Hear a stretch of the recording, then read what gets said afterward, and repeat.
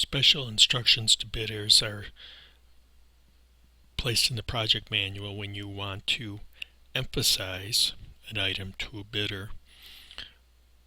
In particular, those items you know that some bidders may not be familiar with, or that you've had problems with on previous contracts. And with a federal aid project, there are a number of items that you often see that are included. In this case, these special provisions start out with a number of specific modifications or amendments to paragraphs in the boilerplate items, and the instructions to bidders tend to be what we call boilerplate or standard across a number of contracts. So this special instructions to bidders shows where several of the paragraphs are modified to meet the special conditions of this project, or also conditions that might be imposed because it's a federal aid project.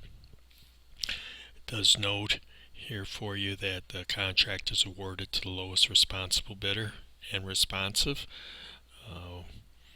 And also another special item that you might not always see is a definition of what the prime contractor is. The prime contractor has to do a certain amount of the work in order to be considered prime and to be like that. This contract also indicates how subcontractor contracting can be handled, and then specifically how second tier or a subcontractor's subcontracting work can be handled. In some particular cases, a subcontractor can't further subcontract work.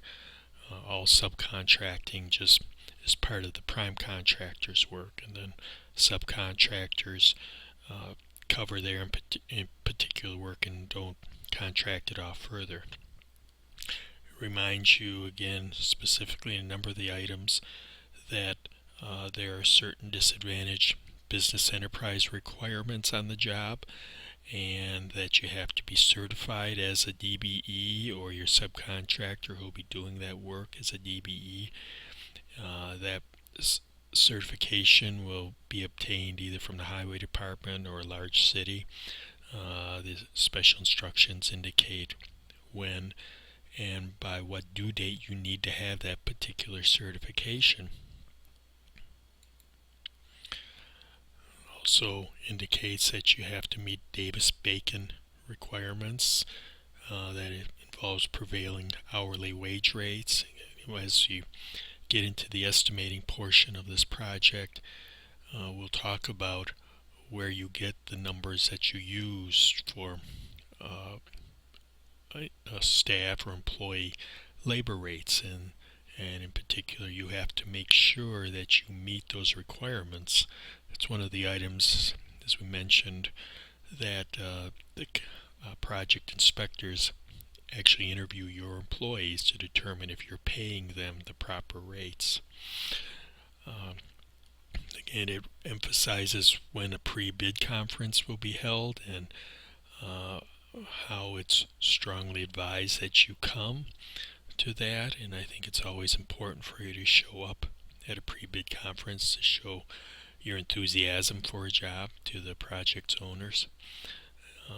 This particular set of special instructions also includes 6 items that you must have with your bid submittal, and if you don't have these items or they're incompletely filled out, then you won't be considered responsive and your bid will be rejected. And it might not happen necessarily at the bid opening, but also after the review.